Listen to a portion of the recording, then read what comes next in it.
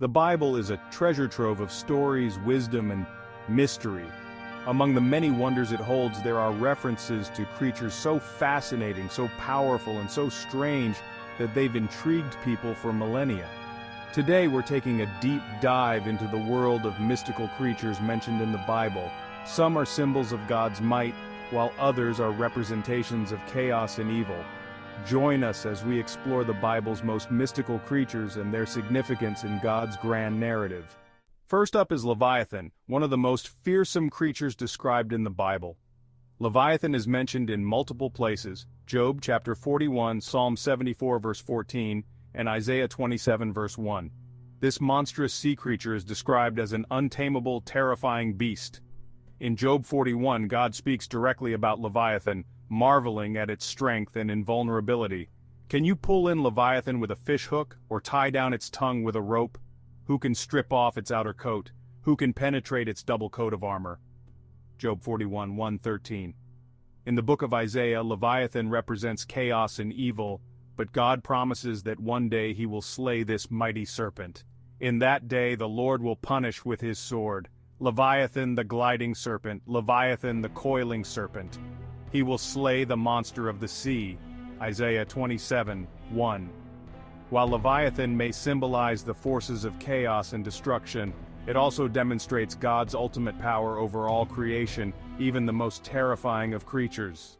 On land, we have Behemoth, another powerful creature described in the Bible, specifically in Job chapter 40 verses 15 to 24.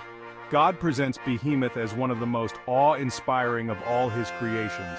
Look at Behemoth, which I made along with you and which feeds on grass like an ox.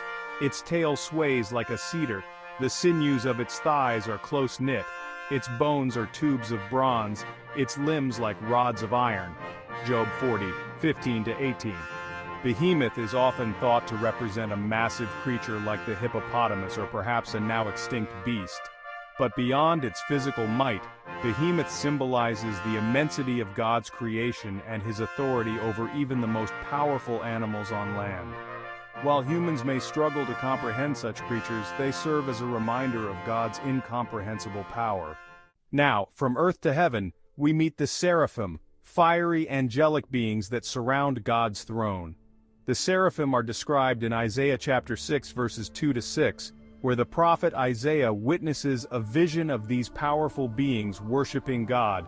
Above him were seraphim, each with 6 wings. With 2 wings they covered their faces, with 2 they covered their feet, and with 2 they were flying, and they were calling to one another, "Holy, holy, holy is the Lord Almighty, the whole earth is full of his glory." Isaiah 6, 2-3.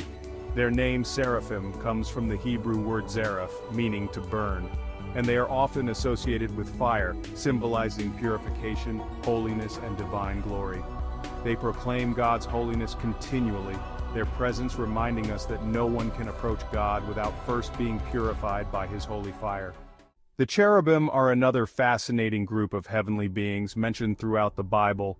We first meet them in Genesis chapter 3 verse 24, where they guard the entrance to the Garden of Eden after Adam and Eve are banished.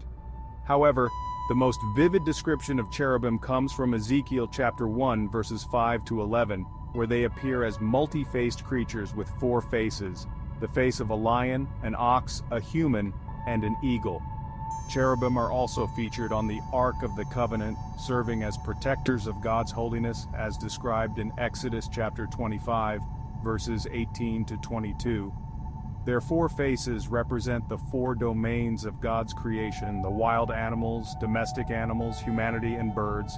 With multiple wings and the ability to move in any direction without turning, the cherubim are divine guardians of God's presence, reminding us that God's throne is holy and sacred beyond comprehension. Next, we delve into one of the Bible's most mysterious beings, the Nephilim. Mentioned in Genesis chapter 6 verses 1-4 and Numbers chapter 13 verse 33, the Nephilim are described as the heroes of old, men of renown, and they are said to be the offspring of these sons of God and the daughters of men. Some interpret these sons of God as fallen angels, leading to speculation that the Nephilim were part human, part divine. These beings were described as mighty and powerful, often causing great fear among the Israelites. In Numbers chapter 13 verse 33, when the Israelites scouted the land of Canaan, they reported, "We saw the Nephilim there. We seemed like grasshoppers in our own eyes, and we looked the same to them."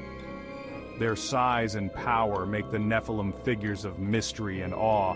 Were they giants of legend, or did they symbolize the extent of humanity's fall into sin before the flood? Dragons, often representing chaos and evil, are mentioned multiple times in Scripture, particularly in apocalyptic literature.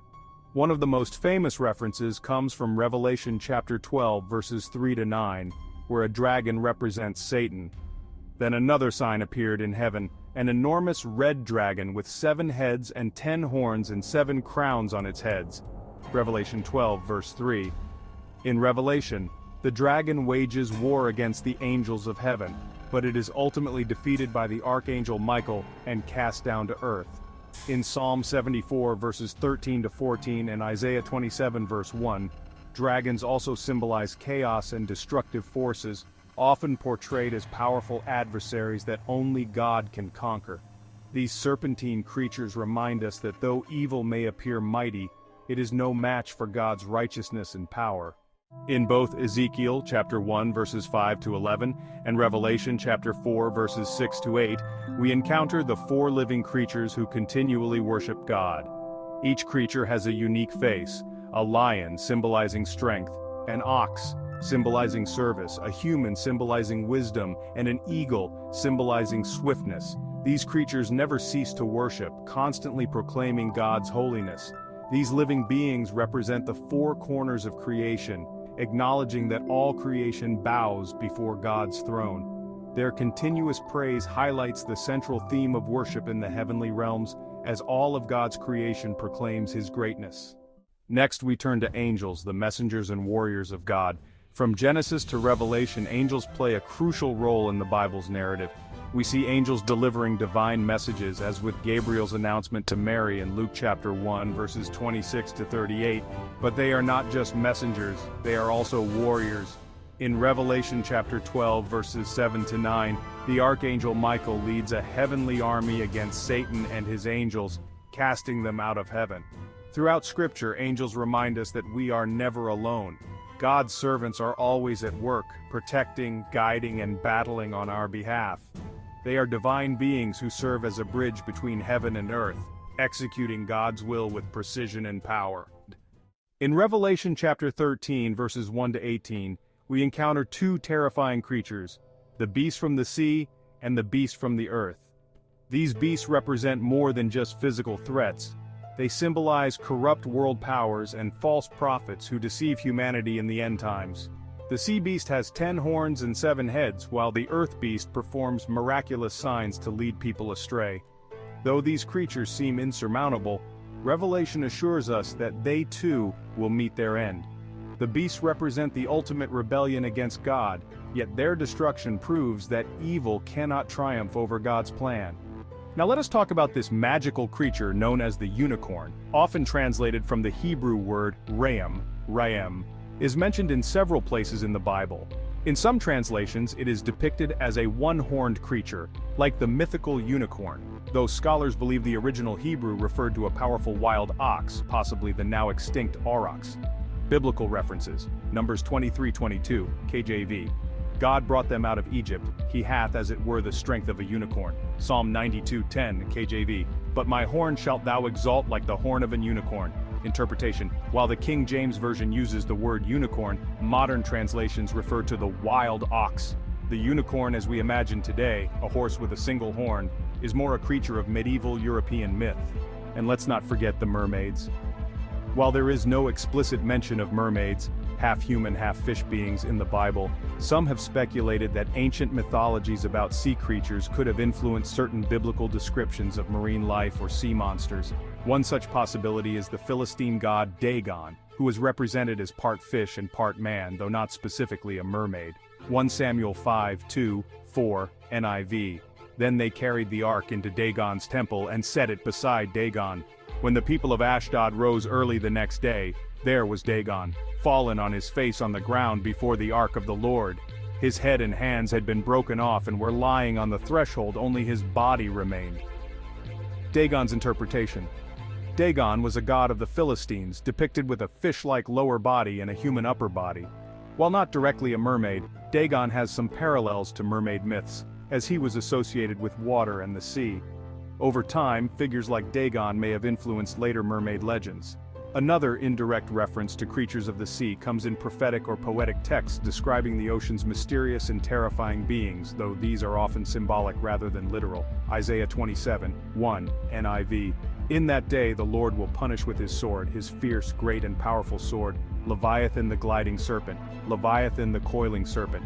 He will slay the monster of the sea. In ancient texts and mythology, sea creatures like Leviathan could be symbolic ancestors to later mermaid myths, as these beings represent the unknown, dangerous, and magical nature of the sea. Now allow me to share with you another fun interpretation of the Bible. For this I will have to go back to the topic of cherubim. Some people believe there is a powerful connection between these angels and what we now see in movies as the Griffin. Allow me to explain. The Griffin is a creature from Greek mythology with the body of a lion and the head and wings of an eagle, which is not directly mentioned in the Bible. However, certain descriptions of angelic beings or other creatures, such as cherubim, have led some to associate them with griffins. Ezekiel 1:5-10 NIV. And in the fire was what looked like 4 living creatures. In appearance their form was human, but each of them had 4 faces and 4 wings. Their legs were straight, their feet were like those of a calf, and gleamed like burnished bronze. Their faces looked like this.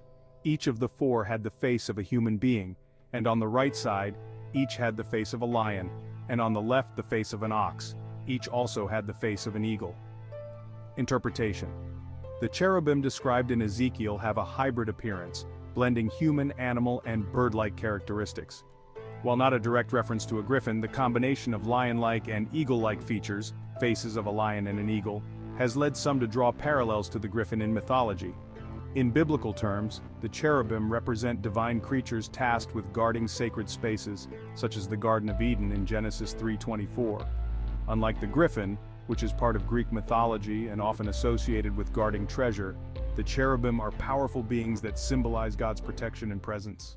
Finally, we have Azazel, mentioned in Leviticus chapter 16, verses 8-10 during the ritual of the Day of Atonement. Here, one goat is chosen to be sent into the wilderness, symbolically carrying the sins of the people. Some scholars interpret Azazel as a demon or fallen angel, while others believe it represents a remote place. In this ritual, the scapegoat bears the sins of Israel, symbolizing the removal of evil from the community. Whether seen as a literal figure or as a symbol of sin's removal, Azazel's story highlights the importance of atonement and God's desire to cleanse his people. These creatures, whether they be symbols or real beings, show us the grandeur and mystery of the Bible's divine story. They reflect God's power, his judgment, and his promise of ultimate victory over chaos and evil. What's your take on these mystical beings? Let us know in the comments below. We would love to hear what is your interpretation of the Bible. Do you believe in the existence of mermaids, unicorns, or griffin? And what about the scary yet powerful Leviathan? And what is your take on the description of the angels? Were they as you imagined?